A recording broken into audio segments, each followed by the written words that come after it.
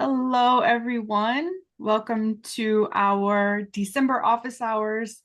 We are going to be talking about a topic that is super important as you go to plan your fiscal year transition. As you can see here, perfecting the shift, streamline account transitions with the Fullcast holdout policy. So we will indeed be talking about how you can automate holdouts or holdovers in Fullcast.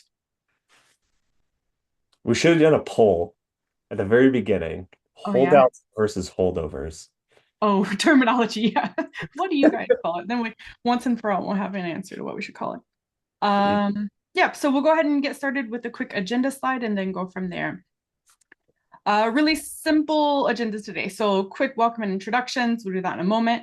And we have just a couple of slides here. So the overview to tell you about what is our framework for the way we've organized and outlined the policy itself.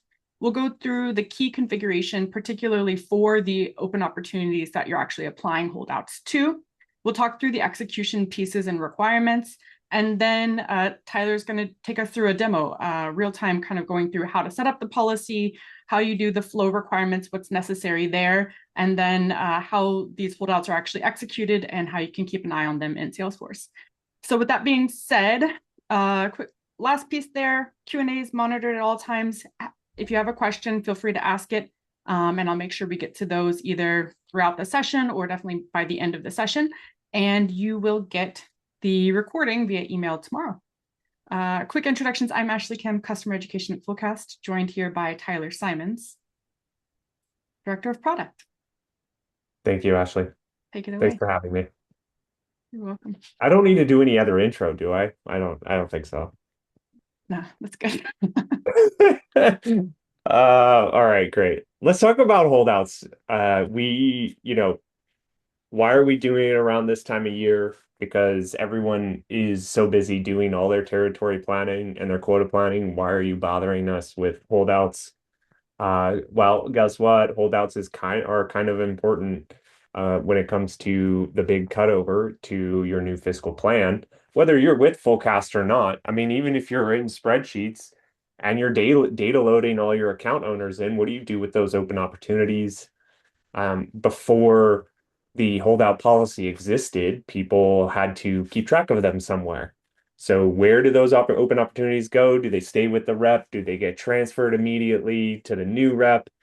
Do you keep track of that stuff in a calendar, which I've seen somebody say, okay, here's the list of open opportunities that are expiring on this day. I've seen it in spreadsheets, multiple tabs by manager, managers managing that.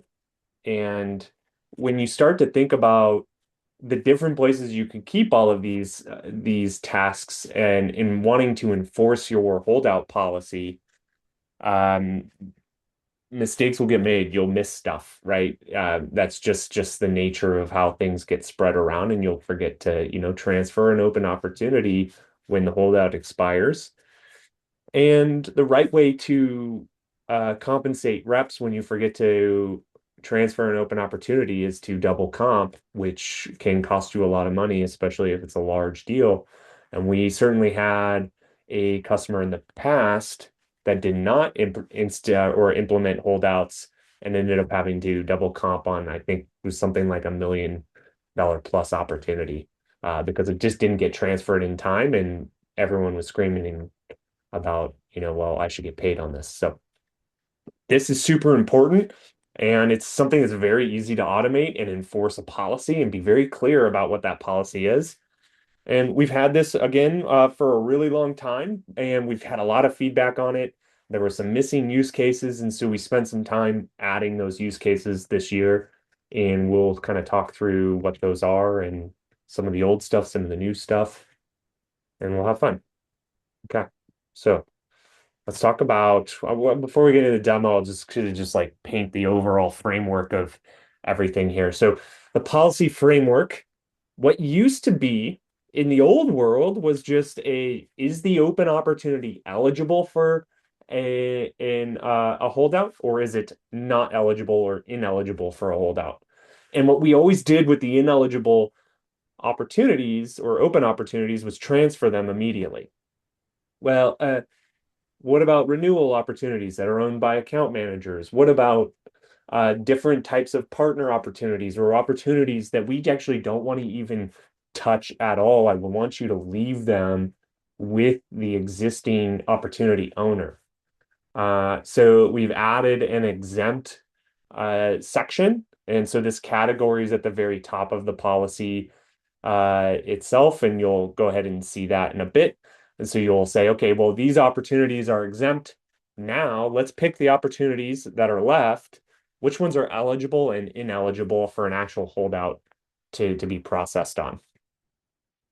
Some of the configurations for an eligible opportunity. So, okay, we've got a grouping of our open opportunities that are eligible to have a holdout applied. So, surprise, surprise, surprise, this is required eligibility criteria. You need to specify what makes that open opportunity eligible. Is it that it's open? Is it a late stage opportunities only? Is it a certain commit stage? A certain type of opportunity? Maybe it's new business only. So those are things that you will specify in the criteria builder to say, okay, these are the open opportunities. When does the holdout expire? And this doesn't need to be just one. And we'll talk about kind of the go-to-market framework and how you layer in your territories to customize holdout periods by SMB or enterprise, because sales cycles are different typically for SMB versus enterprise. Expiration timeframes can vary from 30 to 120 days, end of quarter, end of year, and you have that flexibility in the holdout policy. And then there's, of course, fallbacks and defaults. So essentially, nobody's available or they're inactive or we forgot to update something in the opportunity. So let's just move it into this person's name so that we know we can triage it and deal with issues there. Because I think the critical piece with this is not to just leave an open opportunity with like leave it untouched. You want to make sure that it ends up somewhere so that you can go take action on it. And then there's a bunch of optional things that we've added in, like restrictions, how many open opportunities can a rep keep in one given time. We've added a rep selection period. So I, as the rep, can only keep 5 opportunities, and I should have the option to select those 5 opportunities that I want to keep. And so we've introduced a selection period there. We've now can update the opportunity team as well as fields on the opportunity, on the holdout object, on the policy status object. So those are a couple of places that you can update fields there. And then finally, there are a couple of scenarios in which we will update opportunity splits. So if you're leveraging those, or if you're leveraging our revenue intelligence platform, and we've just released opportunity split support there for the forecasting side of the house. And so if you're doing those types of things within Fullcast, the opportunity splits now are updated. Same thing on the pay side for us in our commissions product. So it's kind of this big end-to-end piece where we're now bringing in splits from a transfer of an open opportunity. Maybe that closes and that goes into pay, and we know how to divvy up the commissions, or we can forecast against those splits in the revenue intelligence platform. So last slide, I promise, and then we'll get into the demo. All right. So execution of this Salesforce flow to trigger. We'll go walk through that very basic one. There's another Salesforce flow. It's a scheduled flow that we will build to clean up expired holdouts. And then we'll talk about opportunity holdout tags, or sorry, just holdout tags, and then the reporting opportunities that we have in Salesforce. I think that's it. So let's do this. Okay. So first, we'll walk you through the actual new holdout the new holdout policy. So for those of you that are kind of like new to where to find that, if you land in the plan that you are exporting, there will be kind of this policy section here, and you can go into your territory policies. You will see your territories on the left-hand side, and then all of the policies that exist here, we will just filter in on our holdouts. And so we've got a couple of scenarios we'll walk through. So in this case, we'll edit this one. This is just our basic holdout that I've set up prior to the call. We briefly talked about the tagging structure. So there are tags here to say, okay, well, when we look at the flow that we are going to build, and we want to map open opportunities to the right holdout policy, we use the tagging structure here to kind of make that match happen. And so I've just chosen a very simple tag, holdout. You'll see how that comes through in the actual Salesforce flow in a bit. And then you'll also notice that I'm at the all companies level. And I'll kind of get into, well, what happens if we do it at enterprise or growth or those things in a bit, but we're at all companies. So this is for the entire company when I set this policy. So that first section, tell me what opportunities I don't want you to touch at all. Never, ever, ever. And so I've just said, well, if the open opportunity type is renewal, then don't touch it. By the way, if an opportunity is closed lost, closed won, we will never touch it. So that is already baked into the policy. So what you're selecting here is just the open opportunities, which you do not want to touch. You do not need to come in here and say, is this one? Is it closed? Those types of things, because we are already considering those exempt from this policy. So in this case, very simple.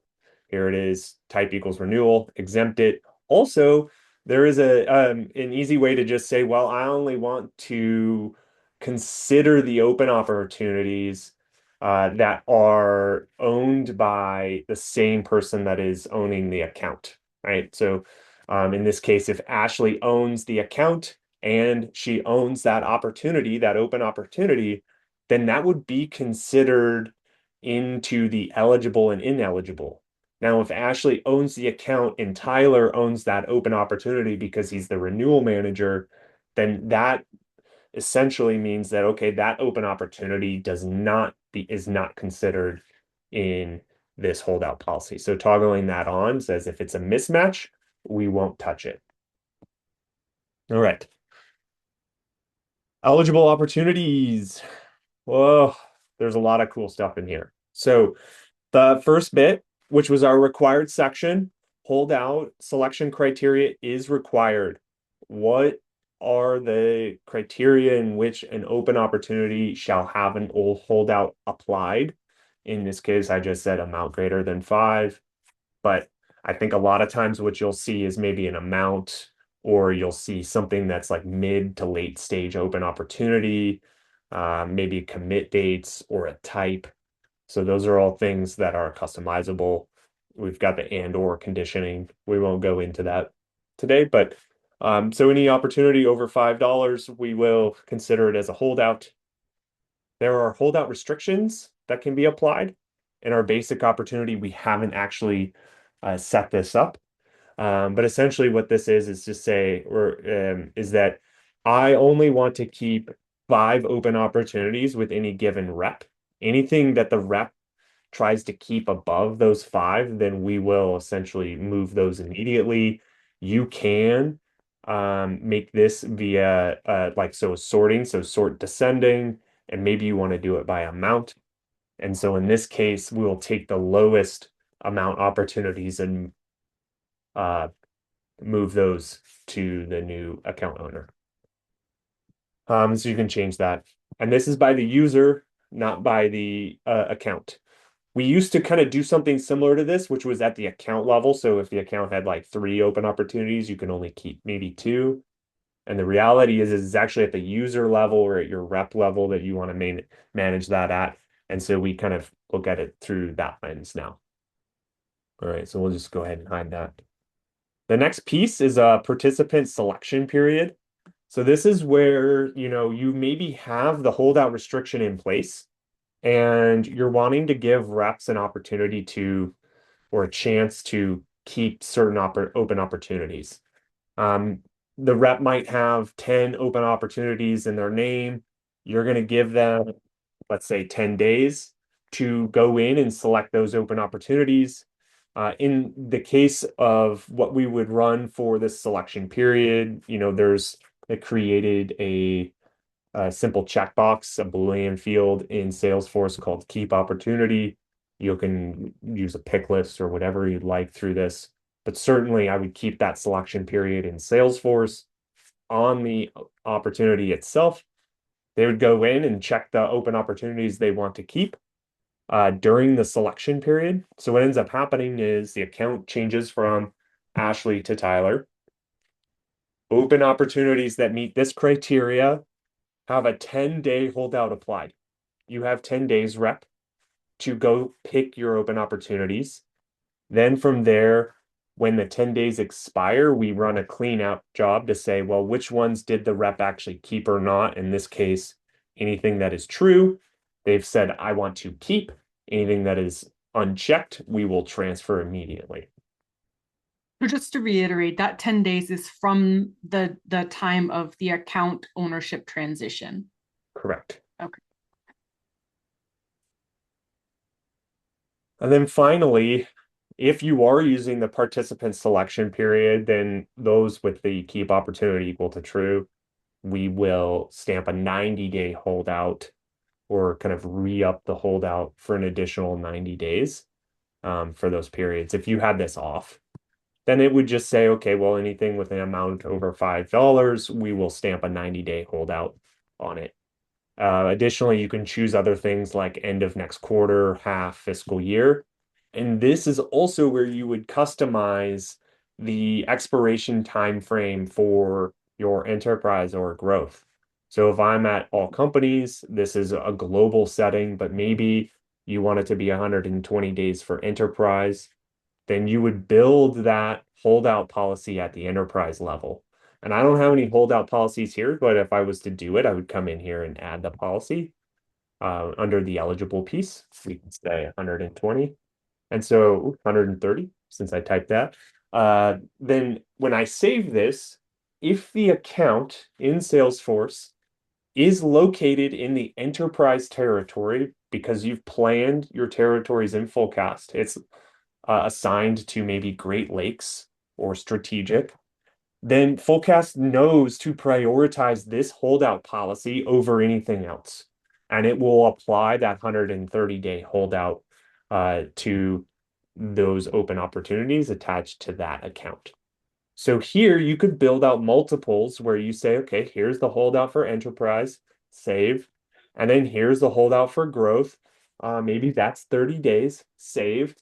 And so we're looking at that account to determine, well, what is actually the policy associated to each of the segments or regions or whatever it is that you are looking to set against. Maybe it's customers versus prospects, renewals and new business.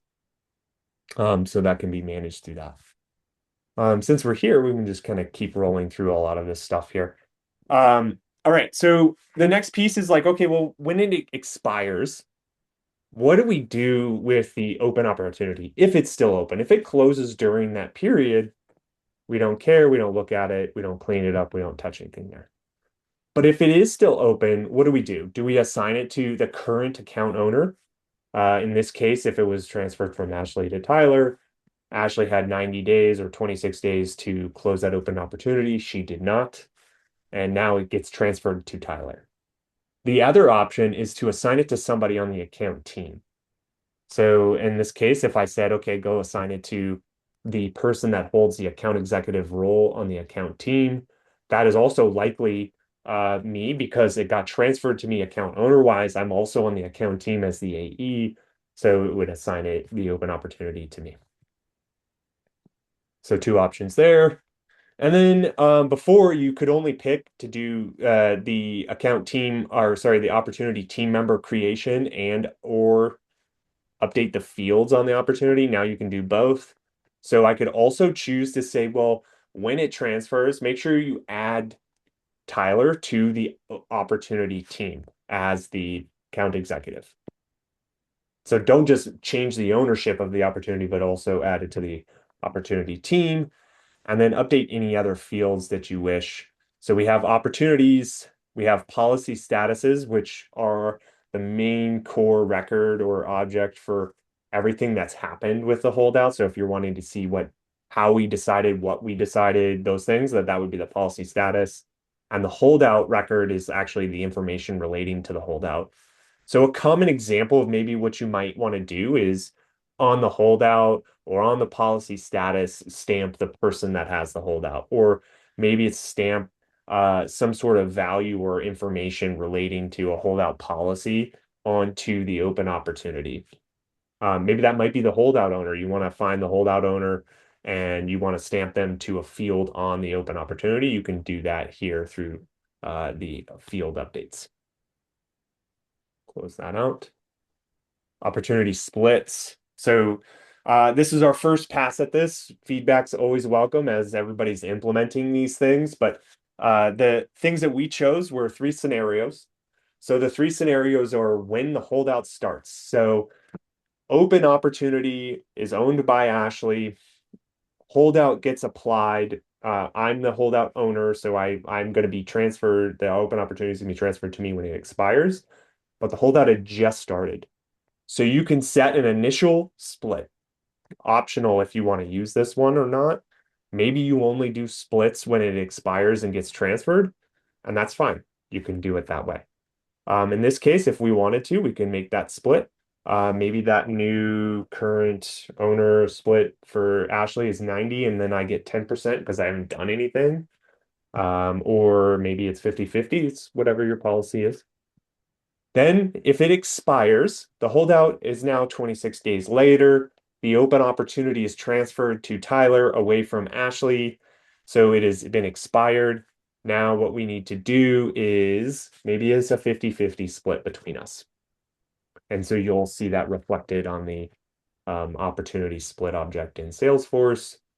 And then finally, for those that are ineligible, not the exempt ones, but the ineligible opportunities, what do you want to do for those that get transferred immediately? Maybe you want to apply a split, maybe you don't. That could be a 50-50 or whatever. And so you can toggle those on and off as you see fit for your scenarios. And we're only enabling this for the current and the new owner set today.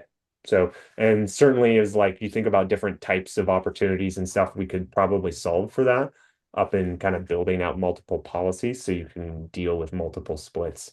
So there's some complexity that you can kind of get into, but yes, opportunity splits. This is a big one here. And I think a lot of customers that are managing the opportunity splits in Salesforce will find this beneficial. This was the piece that when we manage this here, Fullcast Pay can pick it up and pay out the proper commissions. You don't need to manage those splits. If you're on Revenue Intelligence, which is the EBSTA product for us, then now you can forecast with those opportunity splits, so you can see the split by the specific reps. All right. A lot of the same with ineligible. We're not going to go through this, but essentially it's configure what do you do with the ineligible opportunities? Who do you transfer them to? Do you want to update the open opportunity? And then same thing with this. Very straightforward. If everything fails for whatever reason, what do you do with where do you move that open opportunity? And you can select a default user. And then, of course, account ownership could change in the midst of a holdout. So account owner changed from Ashley to Tyler, and then from Tyler to Mary. And so in that course of the double change, you can choose to keep the existing 26-day holdout in place. So at the end of the 26 days, it will actually transfer to Mary, not to Tyler. Or you could choose to essentially re-up that holdout period. So what that would mean is when it eventually transfers from me, Tyler, to Mary, that it would then re-up that 26-day time frame. And so Ashley would have another 26 days. More often than not, I probably would just keep the existing holdout. And that way it's super clear and there's no kind of like, well, it got double transferred somehow and got reset. All right. Examples. Oh, we want to talk about flows now. There's a lot in here. So the first flow that you're going to want to build in Salesforce is the flow to trigger the holdout policy to run. Now, this is a very simple flow that we've built out. You can build out all kinds of rules and complexity and entry conditions to really limit stuff down. In this case, I'm triggering it off the account because typically when the account owner changes, that's what you want to look at for knowing what to do with the open opportunities. There is a record is updated, so we don't really care when an account gets created or anything. We don't want to run it, so it's just updated. And my entry condition right now is just that the owner ID is changed. I highly, highly, highly recommend that if you have space on your account object for a roll-up field to say, is there open opportunities or not, that you build that field and use that as an entry criteria to say that the owner ID is changed and that account has open opportunities that could potentially have holdouts applied. That way, it really limits the number of times that this flow is running, and it's not just running for fun in the background. The least amount of transaction volume you can have, the better, and it's just better for Salesforce. So, Just to I kind of, build this for this. Go ahead, Ashley.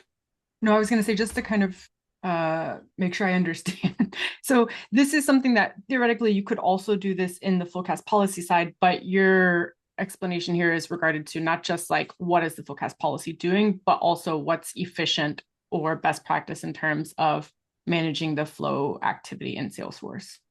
Correct. Okay. You could leave it Yeah. like this, Okay. and we would evaluate on the policy side whether there are open opportunities or not, and then do nothing when there are no opportunities. And all I would say is that, well, just don't run the thing in the first place. And I think you'll find reps will be happier because Salesforce will run faster. Granted, you'll see this in a bit. We can run this asynchronous, so it doesn't sit like if you have a lot of automation in Salesforce that is running synchronously, and you're trying to make that save or that update to a field on whatever object, you'll notice the little circle thing that's happening in Salesforce. And that's because it's all the automation that's trying to run synchronous in the moment. So it is kind of like we always give customers the ability to run things in an asynchronous mode, which essentially closes this out, schedules a new transaction to kick off once the existing transaction closes. And so that allows things like the updates to happen faster. So the user experience from the Salesforce side is actually much better, quicker. I didn't make any decisions here. Typically, you shouldn't need to. You just call right into what we call our policy handler. For those of you that are familiar with our routing product or account hierarchy automation product, uses the same policy handler. And in this case, the policy type is where you specify to say, okay, I want to be specific with the holdout policy. You then reference your triggering record ID. So in this case, the account. Input value one. This is the tag that we were talking about. So if I was to go back into our all companies and we just look at our holdouts, basic. So here I have the holdout tag, and in my flow, I have the holdout tag.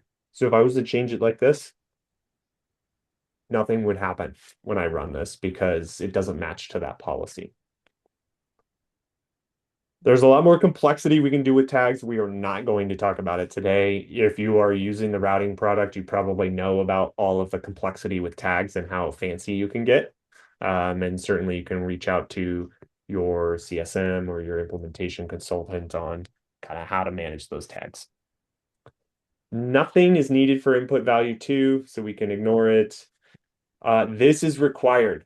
Put in the prior account owner. So when it transfers in the transaction, you have two account owners, right? Who the new one is going to be, Tyler, and who the old one was going to be, Ashley. And I think this is really important for us to have who the old person was so we know what to do with your splits or applying the holdouts or how to keep certain opportunities managed.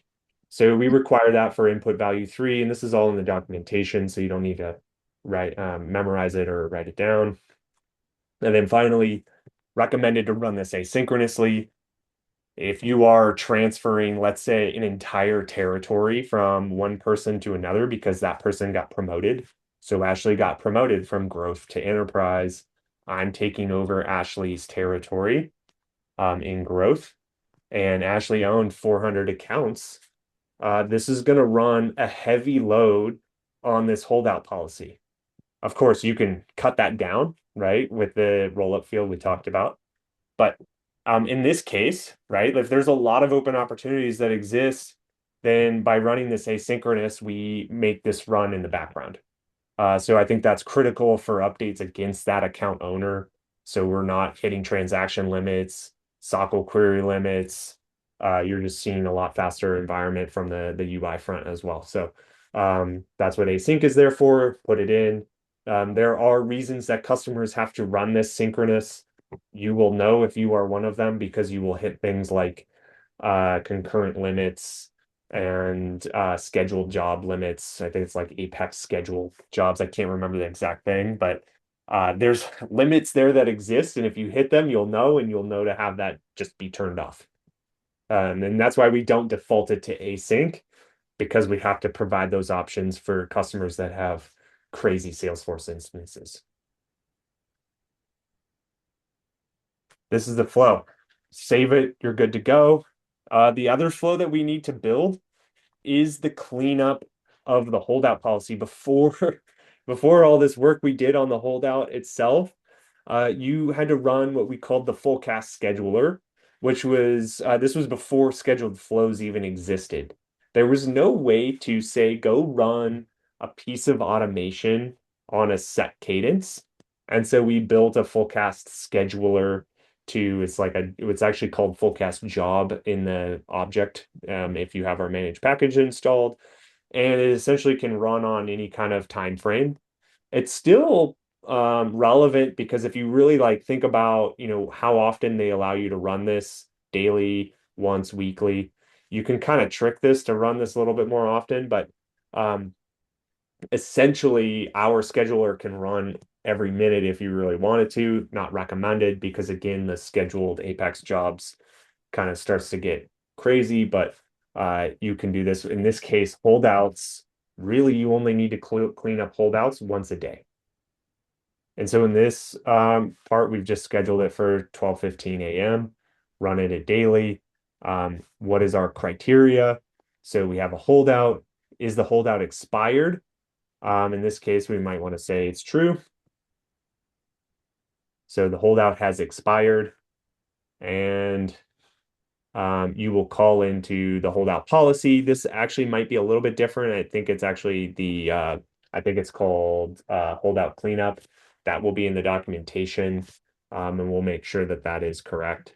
And then you just call in with the record ID that we need to go clean up. So we'll pick that up on that holdout policy itself. So there's like a record that gets created and associated with the account, and then we'll know to go clean that up. And essentially by cleaning it up, it means transfer the open opportunity to Tyler now that the holdout is expired. And we follow any of those things that we had set up at the bottom section here. So those are the two flows that are required. Do you have any best practices, Tyler, for if we can make simple do's or don'ts? Because I know that different customers might have existing flows that they want to slot this into. Is this a good candidate for that, a not good candidate for that, or really just depends? Any thoughts on that? Well, with the flow, the way flows work, I'm like not the best. I don't know. Like I'm a dangerous Salesforce admin. So the way I understand this, right? Those of you that remember the process builder days, there was this behavior to put everything into a single process builder. And the reason for that was that the way that you query or the process builder kind of always runs every single time there's an edit. And it was pretty process heavy. Like it was very heavy on the transaction, like the actual like SQL queries and then this like CPU time. And so you would put everything in there in the process builder. So do I need to update something? Do I need to run this other thing? Do I need to do all of this? So you would see like these process builders with like 15, 20, 30 nodes in them to kind of evaluate everything. And that was just the way that Salesforce like triggered that automation to run. Flows themselves are more like Apex and they're lighter weight. And so the recommendation, at least from, my past and history, and everyone can like call me out later on in an email to tell me I'm absolutely wrong, is that you build this individual thing for this individual process and scope the entry criteria down as tight as possible. Because the actual initial deciding whether you need to run it or not is very lightweight in Salesforce. So you're not having to like take a bunch of transaction time or hit those SOQL query limits with multiple pieces of automation you need to run when an account owner changes, which is probably your most heavy um like automation trigger. I don't know what to call it. Like, it's just like the most automation gets triggered off of an account ownership change. So for me, and I also think better this way, I can quickly find the word holdout and look at the flow and know that this only matters to the holdout and not look at 40,000 nodes within a flow to try and figure out, well, where is the holdout part of the flow and how does that get impacted? And it makes troubleshooting a lot easier if you're just really focused in simple flows. I don't know. Is that what you were I looking for, approve that Ashley? answer. Yeah, yeah, it was. It was. You're gonna get me in trouble with these things, though. All right. So, let's go through an example, maybe? Yes. Yeah, yeah, yeah, yeah, yeah, yeah. Okay. I want to see some action. I just have the basic one turned on right now.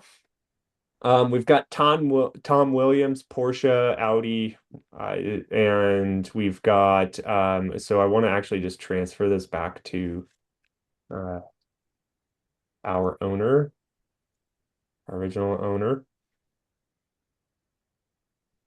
And then I'm just going to go ahead and refresh this and we'll delete this. I was kind of running through some scenarios before this and forgot to kind of reset all of this. All right. So in this case, we've got Magic Wizard, the account owner, and we also have Magic Wizard owning the opportunity. So the policy status was what happens? And then there's the holdout, which is the actual record of when does it expire, so on and so forth. And then we've got some opportunity teams, and then splits down here. We need those. So in this case, we'll say this could be Fullcast, right? Let's say that's Fullcast. You move the account from one territory to another. Or in the promotion scenario, we're transferring all of these accounts over to the new person. Or you've just done this in the UI here, or if you're using the Fullcast change owner workflow, which is something that we've built to kind of replace this and keep Salesforce and Fullcast in sync, all of this stuff will work in tandem. So we'll just transfer it to Ashley. Why not? That's actually confusing for the example I've been using for like the entire time. So we'll transfer this to Buggy.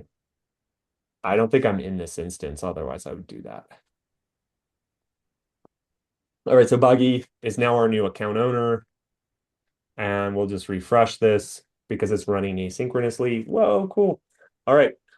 Still, opportunity owner remains Magic Wizard. We have a Lightning Web component we built just to really highlight if there's an active holdout on the open opportunity or not. So we can see, ooh, it's active.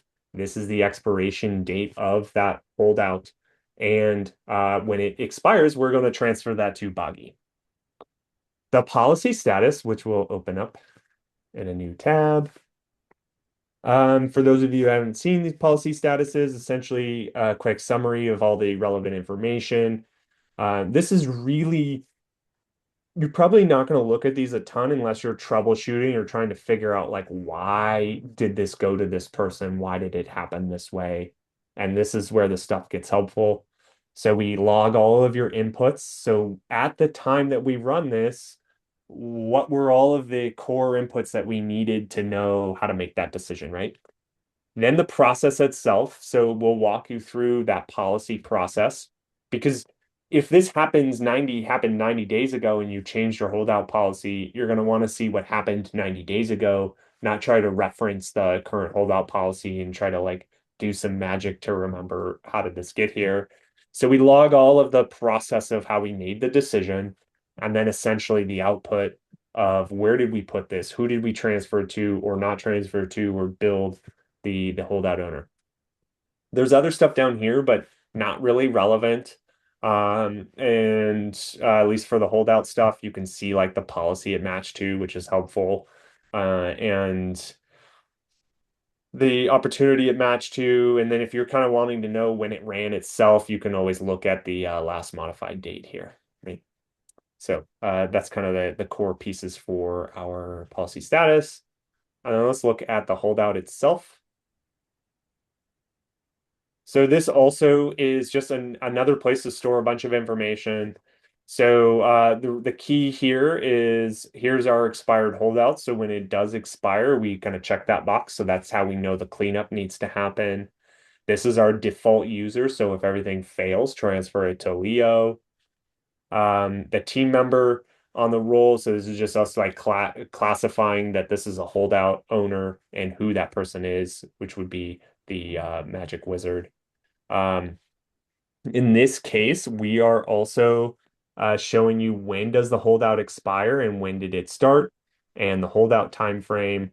The policy is also here, so you can reference that. You can click into it and look at it. This is, by the way, when you edit policies in Fullcast, it actually, when you hit save, it saves it in Salesforce. So this thing runs in Salesforce. And there's just relevant information. More often than not, you're not going to need to reference this because you'll see that everything you need to really know is exposed here in the Lightning Web component, or you can build a report. So in this case, I kind of built this report. We can see the opportunity name, amounts, whatever information here, as well as the holdout that exists.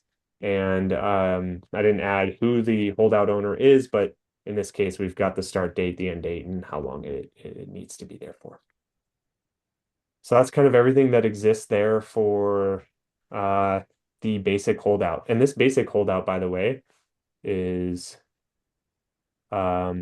just we can look at this. So amount is greater than 5, 90 days, all of this stuff is turned off and create them as an opportunity team member, no splits, et cetera, et cetera. Okay. So let's disable this. Any questions while I kind of set up kind of the next scenario here? Or I'll I leave don't that. see any in the Q&A right now, but I am keeping an eye out. And I guess one question that might be not for this session, but I keep thinking about that multi-owner scenario and how that gets captured, or if it even matters, like if the account changes hands twice during that holdout period. It pretty much just drops the middle person. Okay. It's like that middle person never existed. Or the original. And Okay. if you decide to keep it, so in this case, if you decide, Like what you were saying, keep the original period. Don't start a new period at the time of the second or whatever account correct. change. Okay. Yep, you just never see that. It will update that holdout record to Okay. just show the new person. And then if you do the overwrite, then again, we'll update it, but then restamp time frames and stuff. Okay. Where was I? Okay, Ashley. Oh, it's supposed to be in Magic Wizard's name.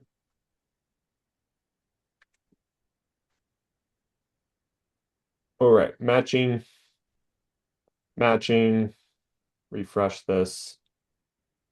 We will get rid of this person. I have the policies all turned off right now, so there's not going to be any automation. Okay. So we got the rep selection one, and we'll cancel out of that, and we'll enable that one. So this is kind of the period, the rep selection period. So in this case, we'll transfer this now to Boggy again.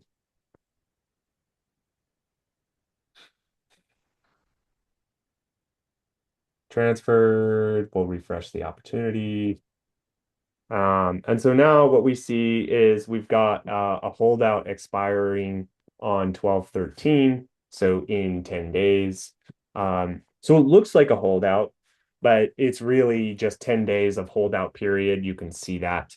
And then if I was to go say, okay, check the box, keep open opportunity, like I've done here, or yeah, keep opportunity, then at the end of this expiration, that cleanup job that we built will go, hey, I see that that holdout has expired. Now, does it meet the criteria of keeping the opportunity? Yes, it does. So I will now apply the extended holdout. I'm not going to do that on the call today because it's all scheduled automation and I don't feel like doing all the math with like 12:15 or whatever, 12:17 in waiting. But you can all experiment with that yourselves. And then additionally, the final one is kind of let's reset that one more time. And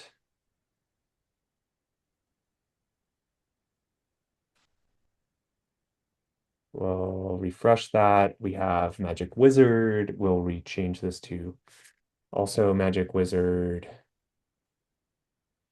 I think I forgot to turn the policy off, so it might run again, which means I got to delete this stuff. I'm just trying to keep things clean for you all and not have like 50 pieces of like policy statuses and holdouts and everything. So, all right, so we got it good. All right, great. And that's good. And let's go disable the rep selection one. And we'll go enable the splits. And I think let's just double check our splits real quick. All right, so we got a bunch of different splits in here. And now we will transfer this to Boggy. All right, transferred it to Boggy, owned by Magic Wizard. We'll refresh. We have a policy. We're back to 3-3. We have an opportunity team. And Ashley, we were talking about this before. Something's going on with the splits. Might be a bug. This is brand new. So we're kind of running through some QA stuff. But if we did transfer it again, which is what we were seeing, so now if I try to transfer it to you and kind of look at this real quick. Now we have our splits. So something's going on with that initial stamp of the splits. We'll get them kind of taking a look at that tonight. But ultimately, we've got Ashley and the Magic Wizard sitting here with our splits, and we've kind of managed those things. So the two, I guess that's a little anticlimactic. I don't know. I wanted it to be more fun than that. But anyway, there it is. It's pretty cool that it does that. And then, of course, when we go to clean it up, if we've got other splits that we need to manage, we'll go update those splits based on open opportunity being transferred and so on and so forth. Cool. So that's it. I mean, I don't know. Ashley, questions? I am looking to see if we have any in the Q&A. We don't yet, but one thing that I was thinking about was, what was it? It may have left me. I'm thinking about stamping things. I'm thinking about the rep experience and my question again about the flow and think about how to optimize this for making it super simple and easy for sales reps. The scenario that you have here with the keep opportunity checkbox, and they also have the holdout with the shortened date. It's like a pre-holdout in my mind is the way I'm thinking of it. It's like you got your first 10-day holdout, and that's when you go check the box. And then after that, you get the real one. I guess my thought is, would be really nice to like notify your reps when the holdout record is created or something, and that, hey, your 10 days starts today kind of a situation. But I think it's a great idea. Salesforce has your email alerts. They have integrations into Slack. This holdout policy is all in Salesforce. So it's not a Fullcast like app product in the sense right. that like we're going to drive this out of the Fullcast app. It's driven out of Fullcast or Salesforce. What it's doing with Fullcast And kind of the power of this isn't just like, oh, simple open opportunity transferring thing. I think the power that we unlock here is because we have the go-to-market and you're managing your territories out of Fullcast. You can customize those policies by segment, by region, right? Maybe APAC needs to have a different policy than a mayor or LATAM, and you can do that. And you don't have to think about all building all these custom rules in Salesforce to manage that. It's managed for you in your territory plan. And that's really the only kind of like app connection that we have. Otherwise, it's all Salesforce. So when you think about it, like uh, when the holdout record gets created, trigger some automation to send an email alert or send a Slack to the rep saying blah, right? So those are all things that you can do in Salesforce because this is a running in Salesforce and it's all available there. Those are I'm not seeing any other questions. So just to wrap up, I think next steps for folks, if they're interested in learning more about this, definitely reach out to your CSM and they can help you talk through what that might look like for your company. And that's probably it for today. Thank you. I think the only thing hold on, I'm not done talking yet. Don't try to hang up on me. Uh, I love these ones because I feel like I can be myself. Good, Uh, good. the I'm the director of product on this thing, right? And so we spent a lot of time here, but we kept things as tight as possible to deliver those core scenarios. So as you all are implementing this and you're going through this, if you're finding additional pain there or things aren't the way that you're trying to accomplish or get the outcomes that you're looking for, like send an email to me. If you're in the Slack world, then you can send a Slack out. Let's get a call scheduled. I'd love to understand what you're trying to do. We are very customer-driven feedback organization here, and so certainly hearing those use cases and what people are trying to do are going to be key for us to evolve this as we go. Everything that we talked about today was all customer-driven feedback. Nothing came out of my brain. I didn't come up with anything purely just we need to do this. Great, let's go do it. And that's what you see here today. That's it. I'm done. Awesome. Well done. Yes, so we will get this recording sent out tomorrow. It will have a summary article with it, links to the how-to documentation to make sure that folks are able to learn more and get started. All right. That's Thank you all. all. Thank you. Bye.